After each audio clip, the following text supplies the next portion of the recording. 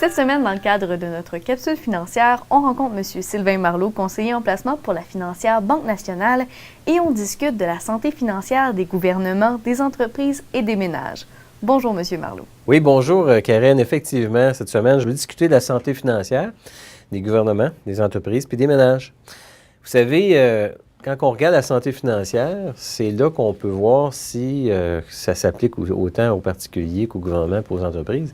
Si ces entités-là sont en santé financière, bien, ils ont des liquidités, ils sont capables de réinvestir, sont capables de contribuer à faire rouler la roue, rouler l'économie. Alors, on va discuter des trois entités. On va commencer avec les ménages, les familles. Ça fait un bon bout de temps qu'on dit que les Canadiens sont très endettés. Vous savez, déjà, il y a plus d'un an, on disait que les familles étaient endettées à 150 % le ratio d'endettement. Je ne veux pas perdre les gens qui nous regardent là, avec comment ça s'explique un ratio d'une façon ou d'une autre. Là. Au Canada, ils calculent les choses d'une certaine façon, aux États-Unis d'une autre. L'important que je veux qu'on note, c'est que le taux d'endettement est beaucoup plus élevé qu'il l'a déjà été. OK? Si on parlait de 150 % d'endettement il y a un an, bien, un an plus tard, en février, on nous dit que le taux d'endettement est rendu à 164 %. Alors, ce qui est important de noter, c'est la tendance. La tendance qu'au Canada, les Canadiens continuent de s'endetter. OK? Il est à noter aussi que pendant ce temps-là, depuis 2008, les Américains ils ont diminué leur taux d'endettement, eux autres. OK? Leur taux d'endettement a déjà été à quelque chose comme 135 %. Et puis là, on parle d'un taux d'endettement qui est rendu à 114 %. 135 % en 2007, 114 en 2013, 2012. Alors, leur taux d'endettement, il s'en va dans le bon sens. Quand on regarde en 2007-2008, le taux d'endettement des Américains, il était similaire au taux d'endettement qu'on avait au Canada ici. Mais qu'est-ce qui est arrivé aux États-Unis? Bien, il y a eu une chute du marché immobilier, entre autres, chute de la consommation des ménages. En ce moment, on n'a pas encore vu ici au Canada. Mais on nous dit que le taux d'endettement est rendu pas loin, 164 %, c'était à 170 % aux États-Unis et au Royaume-Uni en 2007. Donc, notre taux d'endettement est rendu pas loin de ce qui était quand il y a eu une chute d'immobilier aux États-Unis et au Royaume-Uni. Alors, donc, c'est pas surprenant qu'on peut voir les mises en chantier au Québec au mois de décembre ont reculé de 17 % par rapport au décembre 2011, de 2012 versus 2011. Et on nous dit qu'en janvier, les mises en chantier ont chuté de 30 % encore par rapport à janvier l'année d'avant. De sorte que je pense que les familles ont plus beaucoup de jus, ont plus beaucoup d'argent. OK? Du côté canadien. Du côté américain, bien, la bonne nouvelle, là, selon la firme Capital Economics, qui ont fait des sondages en 2012 qui ont sorti le résultat l'été passé, c'est que le taux d'endettement il diminue. Alors, les Américains s'en viennent sur la bonne voie. Du côté des gouvernements, bien, le sujet est bien documenté. Hein? En Europe, il y a des pays qui creusent sur des dettes, qui ont besoin d'aide de leurs voisins pour passer au travers. On nous dit, on nous fait peur avec les États-Unis qui sont très, très, très endettés, qu'il y a eu un mur fiscal en décembre qui a repoussé, puis qu'il y aura d'autres histoires à nous raconter là-dessus. Puis même au Canada, bien que notre situation financière depuis 2008 a bien été, bien, on a des problèmes d'équilibre budgétaire à régler.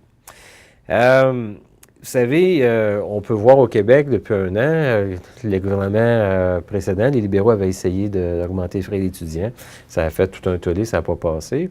Finalement, les péquistes ont réussi à augmenter l'imposition pour les plus fortunés. Les plus fortunés payent jusqu'à presque 50 % d'impôts, taux d'imposition maintenant au Québec. Alors, j'ai l'impression que dans notre système ici, là, on n'a plus beaucoup de jus à sortir des gouvernements. Là. Ils sont à côté. Et la population en demande de plus en plus.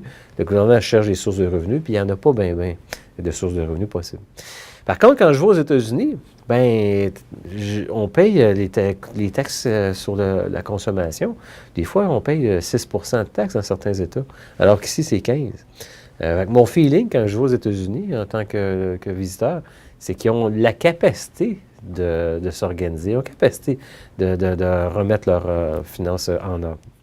Du côté des entreprises, écoutez, là, c'est la bonne nouvelle. C'est que les compagnies ont des tonnes de liquidités dans leurs comptes de banque. La situation financière des compagnies est mieux que jamais. Selon Statistique Canada, les liquidités des entreprises canadiennes ont triplé.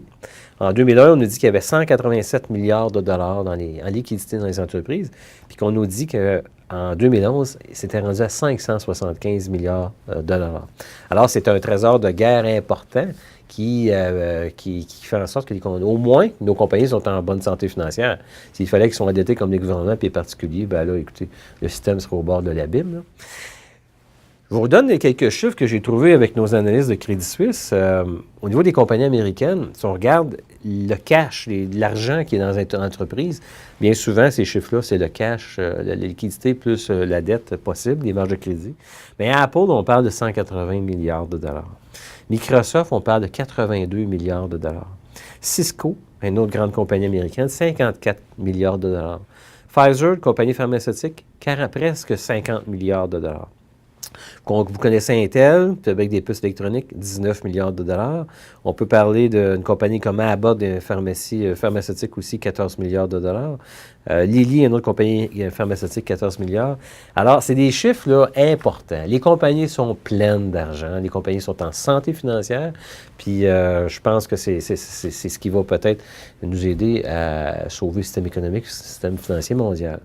Alors moi, si j'avais ma propre argent, qu'est-ce que je fais avec, là? Et pas si j'avais, c'est qu'est-ce que je fais en ce moment? C'est que je l'investis dans des entreprises, OK? C'est pas nécessairement un bon conseil pour tout le monde. Mais moi, je regarde qui est en santé financière, et puis présentement, ce sont les compagnies. Alors, je me sens bien confortable d'investir mon argent dans les compagnies.